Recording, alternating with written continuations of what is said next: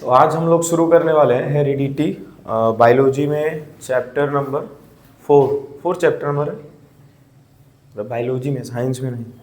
इससे एक life process हो गया, एक रिप्रोडक्शन हो गया और कंट्रोल कोऑर्डिनेशन, और ये है लाइफ तुम्हारा हेरिडिटी।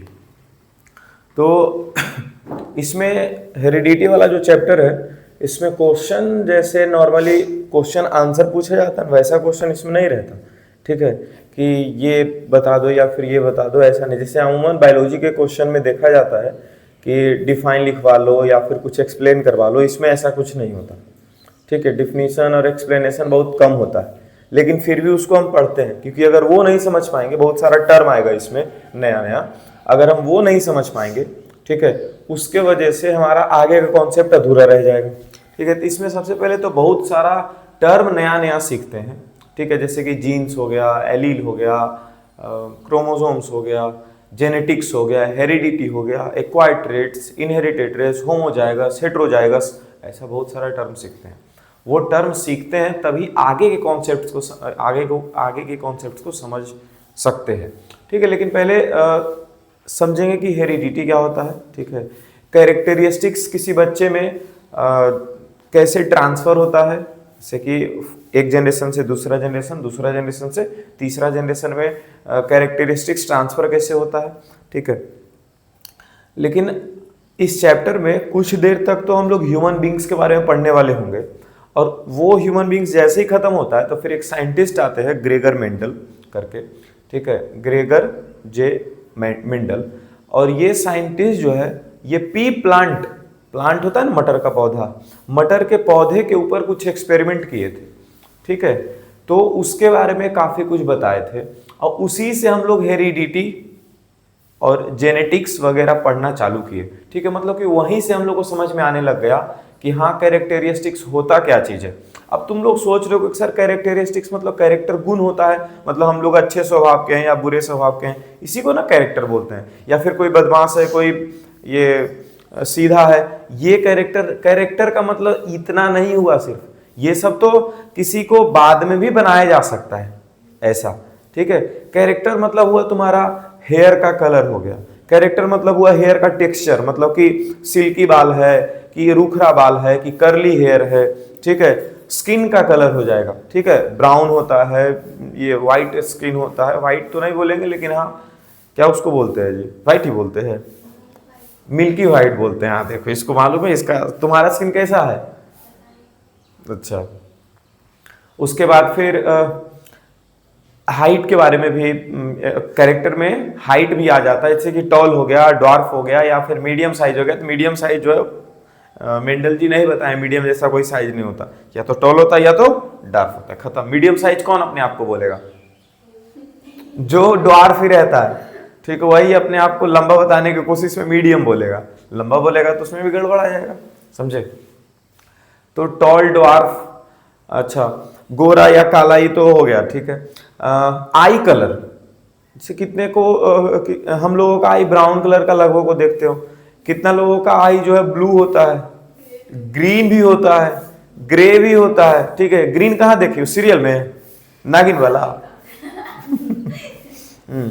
तो ये अच्छा, ईयर लोब्स, जैसे कि हमारा देखो कान के नीचे, ये देखो कितना बढ़िया से ऐसे बजता है, ऐसे ये देखो है ना, ये लटका हुआ इतना, ठीक है। सबका कान के नीचे नहीं लटका रहा, तो कितना का कान ऐसे आएगा और इसमें ऐसे एकदम इबला चिपका हो रहेगा ऐसे करके, ठीक है। तो ये दो तरह के ईयर लोब्स भी होते हैं, ठीक है। तो जो हम लोग आसानी से देख सकते हैं वो सब हो गया, ये सब कैरेक्टरिस्टिक्स। और ऐसा बहुत सारा कैरेक्टरिस्टिक्स जो है होता है, लेकिन इतना तो कैरेक्टरिस्टिक्स हम लोग देख पा रहे हैं ना। तो ये कैसे एक जनरेशन से दूसरा जनरेशन में पास होगा, इसके बारे में हम लोग बात करने वाले हैं, ठीक है। तो अब शुरू करते हैं कि कहां से हेरिडिटी का कॉन्सेप्ट आ रहा है, ठीक है। तो ये हर बारी इसमें ऐसा बोलने वाले होंगे हम कि रिप्रोडक्शन वाला चैप्टर में ऐसा पढ़ा है, रिप्रोडक्शन वाला चैप्टर में ऐसा पढ़ा है। ऐसे भी कल ही बता दिए थे आप लोग को कि रिप्रोडक्शन का फर्स्ट लेक्चर कम से कम रिवाइज करके आना, ठीक है, क्रोमोसोम्स वगैरह जिसमें डीएनए कॉपी वगैरह जिसमें बताए थे, ठीक है। तो जैसे ही दो ऑर्गेनिज्म रिप्रोड्यूस कर रहा है, फिर से सुनना, जैसे ही दो ऑर्गेनिज्म रिप्रोड्यूस कर रहा है तो रिप्रोडक्शन के बाद दोनों का जो दोनों मेल बॉडी और फीमेल बॉडी के डीएनए, ठीक है, उसका तो ओवम और स्पर्म जो है दोनों फ्यूज होता है वो सब तो ठीक है, दोनों का डीएनए मिल करके, ठीक है, डीएनए कॉपी करने का कोशिश कर रहा है, मतलब कि अपने ही जैसा बनाने का कोशिश में लग जाता है, ठीक है। तो जब अपने ही जैसा बनाने की कोशिश में लगेगा तो या तो ये फीमेल बॉडी का कुछ कैरेक्टर अगला जनरेशन में जाएगा या फिर मेल बॉडी का कुछ कैरेक्टर अगला जनरेशन में जाएगा, यही होने वाला है ना, ठीक है, उसी चीज के बारे में देखेंगे। तो अब यहां पर लिख लेंगे हेरिडिटी सबका डिफाइन। हेरिडिटी मतलब होता है एक जनरेशन से दूसरा जनरेशन में कैरेक्टर्स का पास ऑन होना, मतलब कि कैरेक्टर्स ट्रांसफर होना from one generation to next generation, ठीक है, is known as heredity. Clear है? चलिए कॉपी निकाल लें सारे।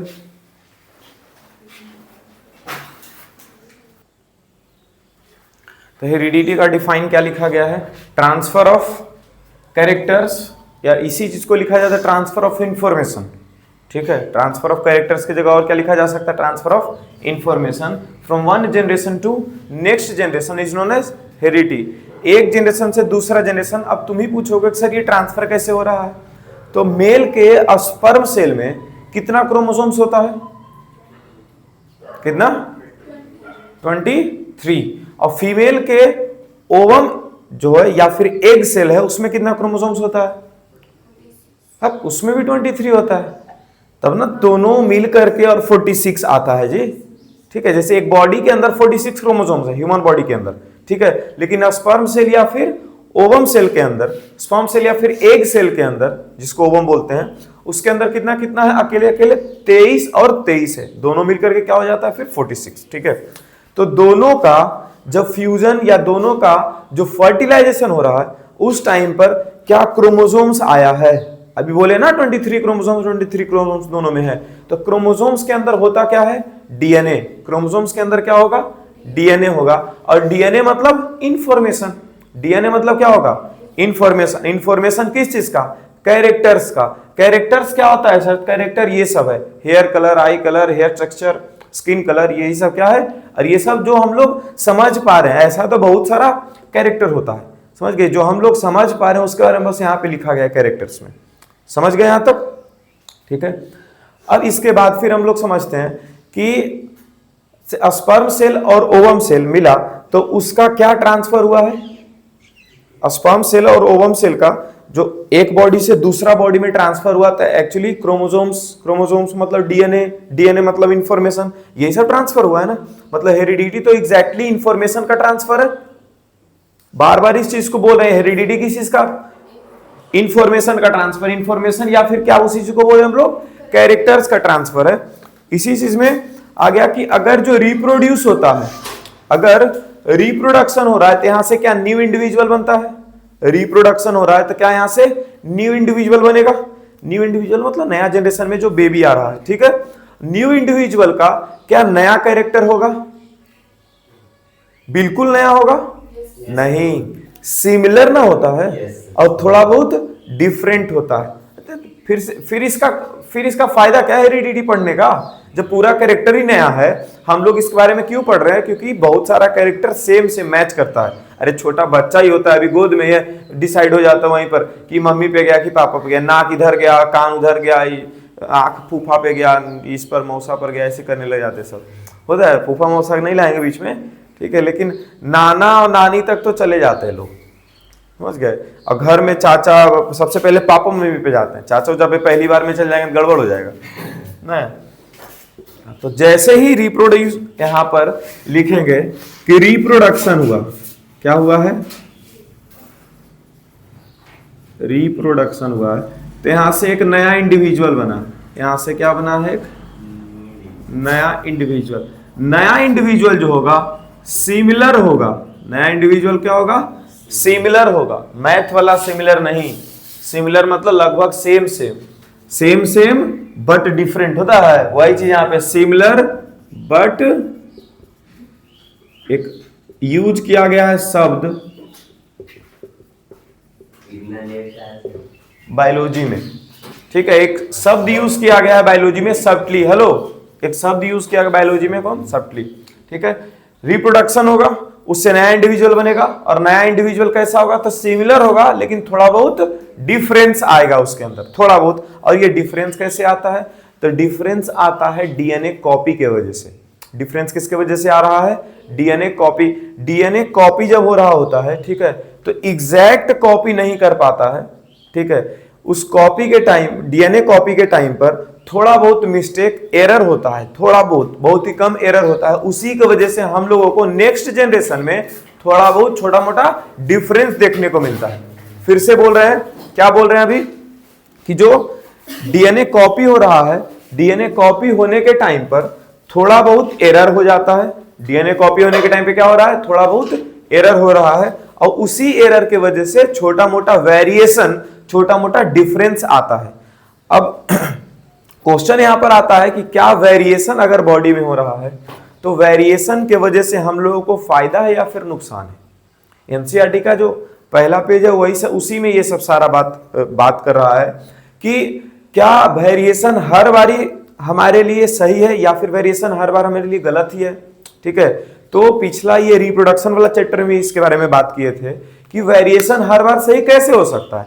वेरिएशन हो सकता है, वो डिपेंड्स अपॉन सिचुएशन, सिचुएशन के ऊपर डिपेंड है, या फिर डिपेंड कर रहा है कि किस तरह के हम लोग इन्वायरमेंट में रह रहे हैं और वेरिएशन किस तरह का हुआ है।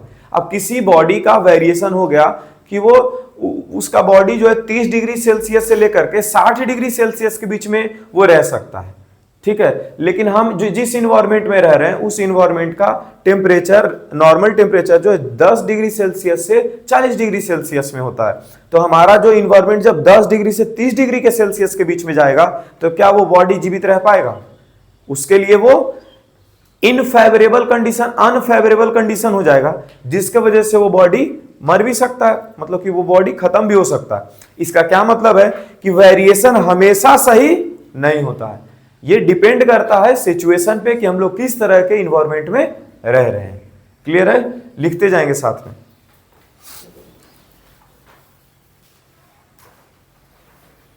और ये जो वेरिएशन है, ये जो वेरिएशन है, variation is less in asexual reproduction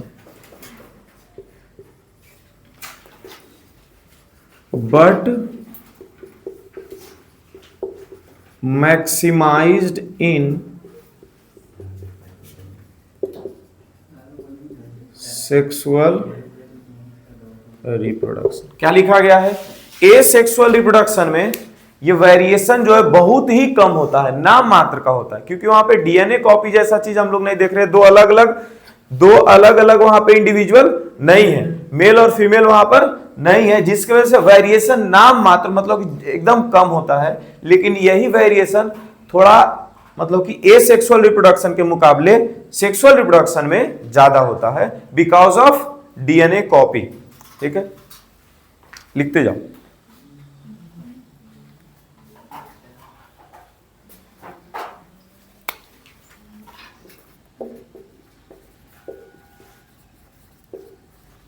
Visible variations can be seen among humans, animals,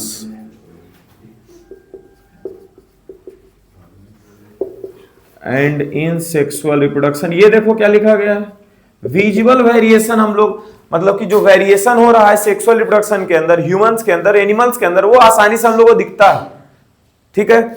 लेकिन वेरिएशन जो एसेक्सुअल रिप्रोडक्शन में होता है वो हम लोग को नहीं पता चल पाता है, हम लोग वो देख नहीं पाते, ठीक है।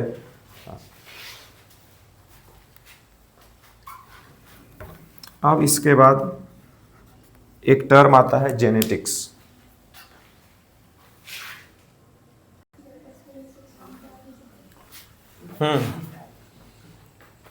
क्या क्या लिख दिए इसमें जी? हाँ, ये सब तो पढ़ा दिए ना जो भी था। इसमें क्या लिखा गया, फादर और मदर का स्पर्म और एग सेल के डीएनए में जो इंफॉर्मेशन होता है वो फर्टिलाइजेशन के बाद ये इंफॉर्मेशन कहाँ ट्रांसफर हो जाता है, जायगोट में, और यहीं से बच्चे का कैरेक्टर डिसाइड होता है। ठीक है, क्योंकि बच्चे के अंदर फिर से डीएनए आ गया और डीएनए से कैरेक्टर डिसाइड हो जाएगा। कैरेक्टर मतलब फिर से क्या बोल रहे हैं, ये सब चीजें नहीं समझने लग जाना है कि सर उस स्वभाव का बहुत अच्छा है, स्वभाव का उसका गुण अवगुण, ये नहीं होता है। ठीक है, जो यहाँ पर कैरेक्टर लिखे हैं ये होता है, और भी बहुत सारा कैरेक्टर्स होता है, लेकिन जो हम लोग देख पा रहे हैं, जो ऊपर ऊपर दिख जाता है, जो बच्चे के जन्म के साथ ही हम लोग क्या बोलने लग जाते हैं कि पापा पे गया कि मम्मी पे गया, बस उस चीज को हम लोग यहाँ पर लिख दे रहे हैं कि हाँ वो आसानी से दिख सकता है, वैसा कैरेक्टर को यहाँ पे लिखा गया। यहाँ पर जेनेटिक्स एक शब्द दिया गया था, और ये शब्द दिया गया है एक साइंटिस्ट के द्वारा, उनका नाम विलियम बेल्सन। क्या नाम है उनका, विलियम बेल्सन। लेकिन फादर ऑफ जेनेटिक्स किसको बोला गया है, ग्रेगर जॉर्ज, कहां लिखा हुआ है, ग्रेगर जे मेंडल, ग्रेगर जे मेंडल, ये फादर ऑफ जेनेटिक्स बोला गया, क्योंकि इन्हीं को मतलब कि मटर का सब्जी पसंद नहीं था, समझ गया, ये सोचे लाओ मटर को चीर फाड़ कर करके इसके ऊपर एक्सपेरिमेंट कर देते हैं। ठीक है, कितना बढ़िया मटर का सब्जी खाते है कि नहीं है, हम लोग को तकलीफ दे रहे हैं यहाँ पे। चलो, तो ये क्या किए, मटर का ये दाना वगैरह ले करके और उसी के ऊपर सालों साल एक्सपेरिमेंट किए, समझ गए। मटर का पौधा लेने का भी एक कारण है। ठीक है, कोई भी पौधा नहीं ले लिया, कोई भी पौधा ले सकते थे, लेकिन मटर का ही पौधा क्यों यूज कर रहे हैं वहां पे, क्या पसंद नहीं था, वो तो ठीक था, और तो ऐसा बहुत सारा सब्जी उनको पसंद नहीं होगा, और तो और साथ में क्या था ना, और तो और साथ में क्या था कि इसमें बहुत ही कम समय में ये अपना अगला जनरेशन तक पहुंच जाएगा। नहीं तो पता चला कोई एक ऐसा पौधा लिए जो एक जनरेशन से दूसरा जनरेशन तक कैरेक्टर डिसाइड, उस कैरेक्टर सोचने, ये हम लोग को पता करने के लिए 30 साल लगता, पता चला दूसरा जनरेशन देखने के लिए खुद नहीं बचते, समझ गए। इसीलिए मटर का पौधा लिया गया था। तो सब तो आगे पढ़ेंगे हम लोग। फिलहाल जेनेटिक्स का डिफाइन कुछ एनसीईआरटी में इस तरह से किया गया है, सबसे लास्ट वाला, पहला पेज का सबसे लास्ट के पोर्शन के टाइप तरफ लिखा हुआ होगा। ठीक है, तो छोड़ो ना, यहाँ पे हम लिख दिए, वहां directly is called as genetics नहीं लिखा हुआ है कहीं पे, समझ गए। हाँ, वहां से समझ के लिखना पड़ता है। हेरिडिटी का भी डिफाइन नहीं लिखा हुआ, इज कॉल्ड एज हेरिडिटी, समझ के लिखना पड़ता है डिफाइन वहां से। अब यहाँ देखो, इधर इधर इधर है लिखा हुआ, इज कॉल्ड एज हेरिडिटी नहीं लिखा हुआ है। हाँ, a mechanism, hello, the mechanism by which variations are created and inherited, मतलब कि वो प्रोसेस जिसके थ्रू वेरिएशंस क्रिएट किए जाते हैं और वो वेरिएशन इनहेरिटेड, मतलब वेरिएशन एक जनरेशन से दूसरा जनरेशन में ट्रांसफर कर दिया था। इनहेरिटेड मतलब ये होता है। ठीक है, इनहेरिटेंस मतलब क्या होता है, नेक्स्ट जनरेशन होता है। अरे इनहेरिटेड मतलब बोल रहे हैं, इनहेरिटेड मतलब प्राप्त कर लेना होता है वो पूरा का पूरा इंफॉर्मेशन को।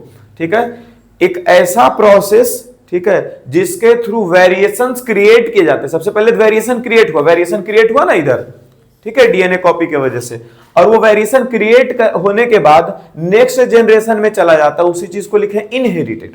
ठीक है, that branch of biology is known as genetics, इसी चीज को हम लोग जेनेटिक्स बोलते हैं।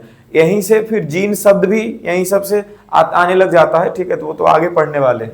अब आगे accumulation of variation during reproduction. ठीक है, रिप्रोडक्शन के टाइम पर वेरिएशन किस तरह का दिख रहा है, तो ऐसे एक डायग्राम, रोबोट जैसा डायग्राम बना हुआ है एनसीईआरटी में, है बना हुआ। ठीक है, सबसे पहले ऊपर में एक बच्चा, ये ऊपर में एक ऐसा करके डायग्राम है ना जी, पूरा ब्लू कलर का है, वो है पूरा ब्लू कलर का, फर्स्ट पेज पे ही दिख रहा होगा। उससे यहां पर दो निकला है दो, तो एक तरफ क्या रेड कलर का दिख रहा है और एक तरफ ग्रीन कलर का दिख रहा होगा। अरे पूरा तो पूरा ब्लू ही है, हेलो, पूरा ब्लू है। पूरा ब्लू मतलब क्या, बॉडी डिजाइन सेम है, ये नहीं कि आदमी पैदा करवा, आदमी से आदमी जा रहा है तो नेक्स्ट जनरेशन कुत्ता वगैरह होने वाला है। बॉडी डिजाइन क्या है, दोनों का सेम है। देख लो उधर देख लो, बॉडी डिजाइन क्या है, दोनों का सेम है, लेकिन एक पिछला में यहां पर हर जगह इधर भी ब्लू कलर किया हुआ है, हेलो, इधर भी ब्लू कलर, इधर भी ब्लू कलर, इधर भी ब्लू कलर किया हुआ है। लेकिन इससे जब दो बच्चा निकल करके आ रहा है यहां से, ठीक है, तो सबको ब्लू होना चाहिए था ना, सबको क्या होना चाहिए था, ब्लू होना चाहिए था। ठीक है, या फिर यहाँ पे ब्लैक दिखा है तो सबको ब्लैक होना था, यहाँ देखो ब्लैक कलर दिखा रहा है, यहाँ ब्लैक कलर दिखा रहा है, यहाँ ब्लैक कलर दिखा रहा है, और ऊपर में कलर चेंज हो गया। ठीक है, यहाँ पर देखो, यहाँ यहाँ यहाँ यहाँ इसी के जैसा कलर है, लेकिन नीचे क्या हो गया है, फिर से चेंज हो गया। अच्छा, यहाँ तो फिर भी हम ब्लू दिखा रहे थे, यहाँ पर क्या हो गया जी, ग्रीन। ठीक है, यहाँ पर सब जगह सेम सेम दिखाया गया है। अब अच्छा, ये जिस तरह का बॉडी डिजाइन है उसी तरह का यहाँ भी दिखाया गया, उसी तरह का भी यहाँ भी दिखाया गया है, समझ रहे हो। लेकिन बॉडी डिजाइन मतलब देखने में तो एक ही जैसा लग रहा है ना, वो रोबोट जो फिगर बना दिया उसमें सब एक जैसा लग रहा है कि नहीं लग रहा, लेकिन थोड़ा बहुत कलर चेंज किया। कलर चेंज करने से क्या मतलब हमको समझना चाहिए, कलर चेंज के मतलब से समझना चाहिए कि यहाँ पर थोड़ा बहुत वेरिएशन हुआ है। बॉडी डिजाइन तो वही है, लेकिन थोड़ा बहुत क्या हुआ है, चेंज हुआ है, थोड़ा बहुत वेरिएशन हुआ है, बस इसी चीज को समझाया गया है, समझ गए। अब ये नहीं कि सर इसका ऊपर चेंज होगा इसका नीचे चेंज होगा, ऐसा कुछ नहीं, बस दिखाया गया है, वो रिप्रेजेंट करके दिखाया गया है। क्लियर है। इसके बारे में 2-4 पॉइंट लिखते हैं, फिर कुछ टर्म्स जो है, ठीक है, वो उसके बारे में सीखेंगे।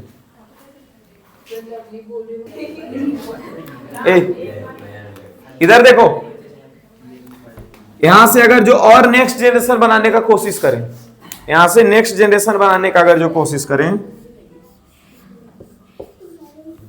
कैमरा में तो नहीं दिख रहा है लेकिन कोई बात नहीं, यहां से नेक्स्ट जनरेशन बनाने की कोशिश करें तो क्या नेक्स्ट जनरेशन में और चेंज होगा कि नहीं होगा। यहां पर मानो यहां पे ग्रीन कर दिए, और अच्छा ग्रीन वाला उधर था, यहां पे क्या कर दिए ब्लू, अब मानो यहां भी ब्लू हो गया, यहां पे कर दिए ब्लू, यहां इस बार ब्लू हो गया। ठीक है, क्या इससे थोड़ा बहुत चेंज है इसका दोनों, इसका अगला जनरेशन में 2 बच्चे हैं।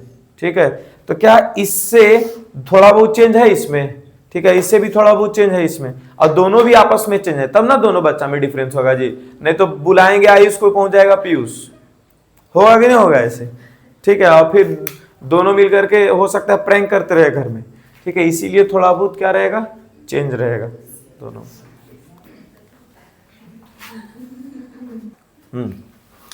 तो यहां पर एक्युमुलेशन के बारे में क्या क्या लिखा गया कि रिप्रोडक्शन के टाइम पर, रिप्रोडक्शन के समय 2 ऑर्गेनिज्म बनाने के लिए 2 बार डीएनए कॉपी होगा।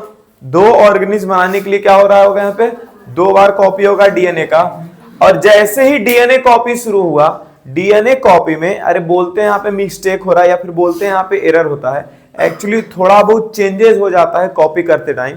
जैसे कि इसका ऐसे एग्जाम्पल के तौर पे समझा जाता है कि अगर जो एक बच्चा कॉपी पे लिख रहा है, ठीक है, कल ही क्लास में पढ़ा रहे थे तो बोला था सर पीछे वाले को नहीं दिख रहा था, हम बोले तुम लिखो जी, और तुम सही लिखेगा, इससे लिखेगा, इससे लिखेगा, इससे लिखेगा। लास्ट वाला बच्चा बोलता है पता सर उधर साइंस लिखेगा, हम कहीं सोशल साइंस में पहुंच जाए लिखते लिखते। समझ रहे हैं, 7वां क्लास का ऐसे बोल रहा है, मतलब कहने का मतलब उसका क्या था कि सर ये कुछ और लिख रहा है, आप जो लिखे मानते हो पूरा पूरा सही लिखा होगा, या एक आध चीज गलत लिखा, एक आध चीज सही गलत लिखा हो, एक आध चीज सही गलत लिखा। पता चला 10वां बच्चा पहुंचते पहुंचते पूरा का पूरा पेज ही अलग हो गया है, चेंज हो गया है। ठीक है, तो यही चीज इसमें भी होता है, बहुत ही छोटा चेंज, लेकिन जनरेशन टू जनरेशन चेंज होते होते होते होते होते एक टाइम ऐसा आता है कि शुरुआत का जनरेशन से और अभी के जनरेशन में काफी कुछ चेंज हो जाता है। और कुछ कुछ चेंज जो है ना इन्वायरमेंट के हिसाब से भी होता है। ठीक है, जैसे ऐसे हम लोग कहते हैं कि हमारे पूर्वजों के पास पूंछ भी था, ठीक है, वो पूंछ जो है वो अच्छा अब ये हट गया है, इवोल्यूशन होते होते धीरे धीरे धीरे धीरे करके वो हट गया है। पहले बोला जाता है आदि मानव वगैरह का जो फोटो बना हुआ है, तो पहले उसका ऐसे, फिर ऐसे, फिर ऐसे, फिर ऐसे हम लोग सीधे हुए, है ना, वो सब भी दिखाया गया। ये सब इवोल्यूशन वाला चीज में भी पढ़ना था हम लोगों को। अभी पुराना बुक अगर किसी के पास होगा तो ये सब फोटो होगा उसमें।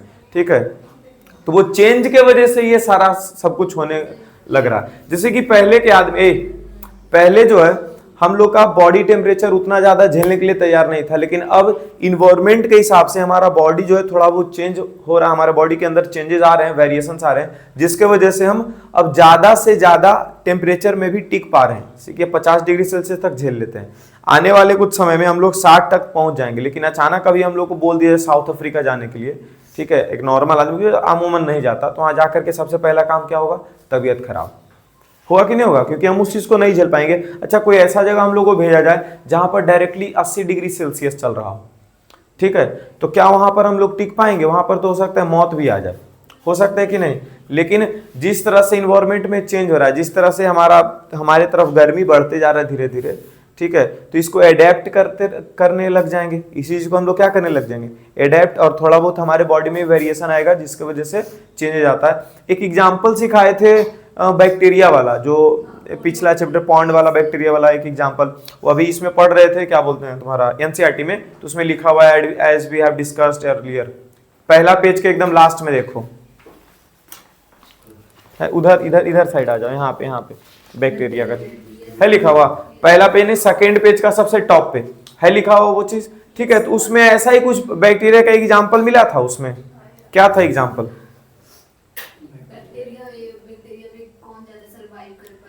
कौन सरवाइव कर पाएगा, ठीक है। दोनों में वेरिएशंस दिए गए थे। एक का वेरिएशन था कि टेम्परेचर कम में सरवाइव करेगा, और एक का वेरिएशन था टेम्परेचर ज्यादा में सरवाइव करेगा, ठीक है।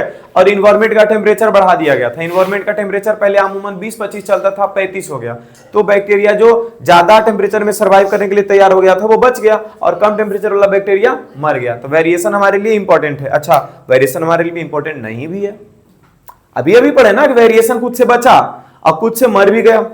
अरे वैसा ही वेरिएशन हुआ ना जिसकी वजह से उसका बॉडी जो है इन्वायरमेंट टेम्परेचर को कम सहने के लिए ऐसा बैक्टीरिया बन गया था। मतलब कि 20 से नीचे ही उसको चाहिए था टेम्परेचर, लेकिन यहाँ इन्वायरमेंट का टेम्परेचर 25 से ज्यादा चला गया, जिसकी वजह से वो मर भी गया।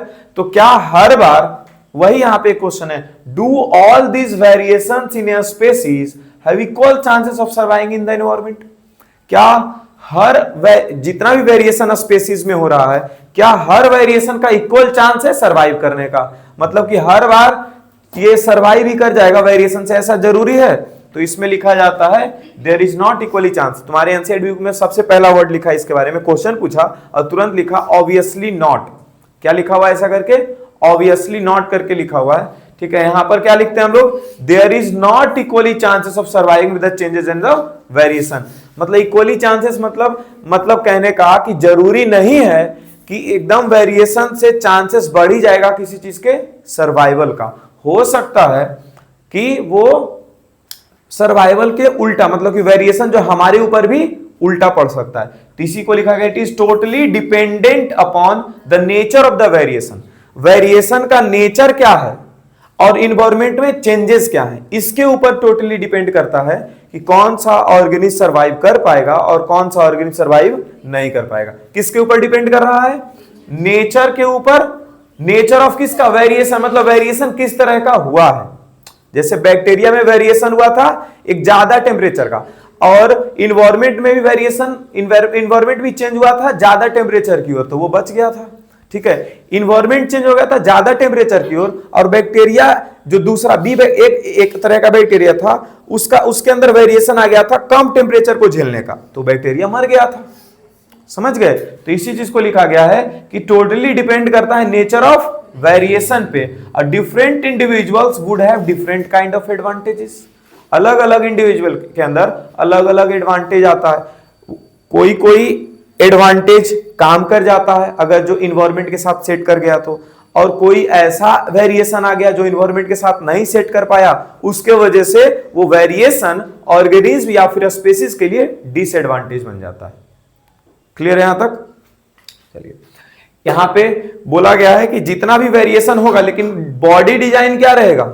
सेम रहेगा। बॉडी डिजाइन क्या रहेगा? सेम। और यही बॉडी डिजाइन अगर चेंज हो जाए, ठीक है, तो यहाँ वेरिएशन जो पढ़ रहे हैं इसी चीज को इवोल्यूशन बोलने लग जाते हैं, जो कि हमारे सिलेबस से हटाया गया है। बॉडी डिजाइन अगर चेंज हो जाए तो, जैसे कि पूंछ के बारे में अभी एग्जांपल दे रहे थे, हम लोग के पूर्वज के पास पूंछ था, तो अगर देखा जाए आज के उतना साल जो 1000-2000 या लाख साल पहले जो भी है, ठीक है, 2000 तो कम हो गया ना, बहुत ज्यादा साल पहले, लाख साल पहले अगर समझे तो उतना पहले अगर जो पूंछ था और अभी पूंछ नहीं, इसका क्या मतलब है? इवोल्यूशन हो गया। इवोल्यूशन हो गया ना, है ना, क्योंकि वो बॉडी डिजाइन कुछ अलग था और हमारा बॉडी का डिजाइन कुछ अलग है, ठीक है। तो अभी क्या बोला जाए, अगर वेरिएशन हो रहा है इसका मतलब कॉमन बेसिक बॉडी डिजाइन, मतलब जितना भी बॉडी डिजाइन है सबके पास कॉमन चीजें ही होंगी, सबके पास सेम चीजें ही हैं, लेकिन सबल चेंजेस ऑल्सो। इसका मतलब क्या? छोटा मोटा थोड़ा बहुत चेंज, थोड़ा बहुत चेंज को क्या बोलते हैं? सब चेंज। अब change in DNA leads to new character से कितना बार बार बार लिखा जा रहा है? डीएनए में चेंज होने का मतलब क्या है? नया कैरेक्टर्स आना। और sometimes variation are useful in survival of the organism, और कुछ समय ऐसा भी है कि ऑर्गेनिज्म के सर्वाइवल में ये मदद करता है।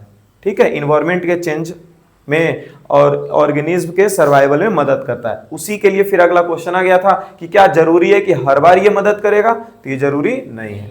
ठीक है, अब आ गया ट्रेट्स पढ़ना। ट्रेट्स मतलब क्या होता है? वैसा चीज जो हम लोगों को जेनरेशनल टू जेनरेशनल मिल सकता है, या फिर हमारे अंदर क्या क्या कैरेक्टरिस्टिक्स हैं, हमारे अंदर क्या क्या कैरेक्टरिस्टिक्स हैं। अब वो कैरेक्टरिस्टिक्स जो हम लोग को अपने पिछले जनरेशन से मिलता है, वैसा कैरेक्टरिस्टिक्स को हम लोग इनहेरिटेड ट्रेट्स बोलते हैं, और वैसा कैरेक्टरिस्टिक्स जो हम जन्म लेने के बाद अपने अंदर डेवलप करते हैं उसको हम लोग एक्वायर्ड ट्रेट्स बोलते हैं। ठीक है, ट्रेट्स मतलब कैरेक्टरिस्टिक्स। फिर से, वैसा कैरेक्टरिस्टिक्स जो हम लोगों को अपने पिछले जनरेशन से मिला है, हम लोग अपने फादर मदर से मिला है, वैसा कैरेक्टरिस्टिक्स को हम लोग ट्रेट्स बोलते हैं, इनहेरिटेड ट्रेट्स। इनहेरिटेड बोले थे ना, पिछला जनरेशन से जो हम लोग के अंदर ट्रांसफर हुआ उसी चीज को इनहेरिटेड बोलेंगे। अभी यहां पर कुछ एक शब्द आया था इनहेरिटेड, इसको हम समझा रहे थे। फिर से सुनो, पिछला जनरेशन से मेरे अंदर जो गुण आया, मेरे अंदर जो कैरेक्टर आया, वैसा कैरेक्टर को क्या बोलेंगे? इनहेरिटेड ट्रेट्स बोलेंगे। और वैसा कैरेक्टर जो हमने डेवलप किया यहां पर आने के बाद, मतलब जन्म होने के बाद, जैसा वो कैरेक्टर जो हम लोग अपने अंदर डेवलप करते हैं उसको हम लोग क्या बोलते हैं? Acquired traits. नहीं तो ऐसा नहीं होता कि जैसे स्विमिंग कैसा ट्रेट है जी? Acquired traits. ठीक है, नॉलेज कैसा ट्रेट्स है? Acquired trait. नहीं तो ऐसा नहीं होता कि हम बोलते कि ये पूरा अपना लाइफ में कम से कम 20 को 25 को मैथ और साइंस का पढ़ के खत्म कर लेते हैं, इतना तो मेरा अगला बच्चा जो आएगा उसके पास रहेगा ही, उसको और आगे का पढ़ा देंगे। नहीं, 10 साल का हो जाएगा, समझने बुझने वाला, तो उसको और आगे का पढ़ा देंगे। नहीं तो फिर एक आदमी टैटू करवाया था, उसको टेंशन लगा मेरा बच्चा होगा तो टैटू के साथ होगा, नहीं यहाँ पे टैटू लेकर के पहुंचेगा। ठीक है, तो ये टैटू हो गया, ये तुम्हारा स्विमिंग। अच्छा हाँ, स्विमिंग या फिर ड्राइविंग। पता चला यहाँ पापा सीखे 30 साल में ड्राइविंग, ठीक है, और अगला जनरेशन बच्चा 10 है, पापा आप 30 साल में सिखाते। देखिए 10 साल में ड्राइविंग कैसे करते हैं, लाइए। पैर नहीं पा रहा है बेचारे बच्चे का, तो पैर के नीचे 3 गो आइटा लगा करके चला रहा है। ठीक है, हाँ रिया बोल रही है सर हम तो इतना लंबा हो गया फिर भी ईटा ही लगाना पड़ेगा। कोई बात नहीं, ठीक है। क्या हुआ, कोई दिक्कत है? दिक्कत तो है, ईटा लगाना पड़ रहा है। चलो, हाँ, तो ये सब जो भी ट्रेड्स आया, कौन सा? ड्राइविंग का, स्विमिंग का, वेट, है ना। ऐसा नहीं है कि आपके माता पिता बहुत ही ये मुस्तंड है या फिर पतले दुबले हैं तो आप भी उनके जैसा हो जाएगा। ठीक है, फिर ये सोच रही है कि मेरे ऊपर एग्जाम्पल तो नहीं आ जाएगा। चलो कोई नहीं। टैटू का, नॉलेज का, ये सब सारा कैसा ट्रेट हो गया जी? एक्वायर्ड ट्रेट्स हो गया। ठीक है, अच्छा, तो इसके बारे में क्या डिफाइन किया गया? These traits are acquired after birth. जन्म के बाद जो ट्रेट्स, जन्म के बाद जो कैरेक्टर्स हमारे अंदर आए उसको क्या बोलेंगे? Acquired traits. अच्छा, इस ट्रेट के बारे में क्या बोला जाता है? इस कैरेक्टर्स के बारे में क्या बोला जाता है?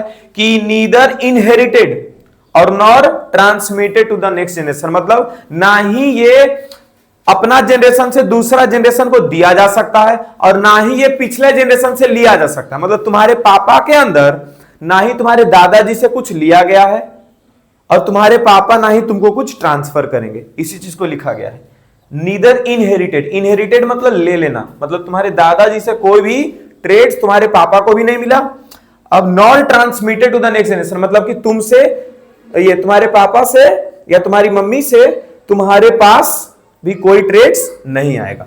इसका मतलब ये, इसका यहां पे एग्जांपल, इनहेरिटेड ट्रेड्स, वैसा ट्रेट जो अपने पेरेंट से मिलता है, वैसा ट्रेट, वैसा कैरेक्टर्स जो अपने पेरेंट से मिलता है, उसको क्या बोलते हैं हम लोग? Inherited traits. These traits can be inherited as well as transferred to the next generation. ऐसा ट्रेट इनहेरिटेड होता है, मतलब कि ऐसा ट्रेट जो मिलता है अपने पेरेंट से और इसको हम लोग ट्रांसफर भी कर सकते हैं नेक्स्ट जनरेशन पे। और इसमें क्या क्या आ गया जी? स्किन कलर आ गया, आई कलर आ गया, ठीक है, हेयर कलर आ गया, हेयर टेक्सचर, ईयरलोब, ईयरलोब जैसे यहाँ नीचे लटका हुआ है कितना का, ऐसे करके कान से भोला का, देखो इधर बोला, हाँ इसका देखो कान ऐसे जाके इसमें लगा हुआ है, इसके नीचे ही लटका हुआ, लोब्स इसके है, ठीक है।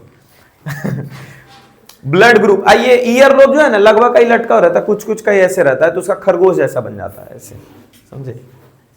हाँ, ब्लड ग्रुप भी किस पे डिपेंड कर रहा है, अपने पेरेंट के ऊपर ही डिपेंड कर रहा है, ठीक है। ये सब इनहेरिटेड ट्रेट्स के अंदर आ गए। क्लियर हो गया यहां तक, लिख लो। वहां पे 2 ऑर्गेनिज्म बनाने के लिए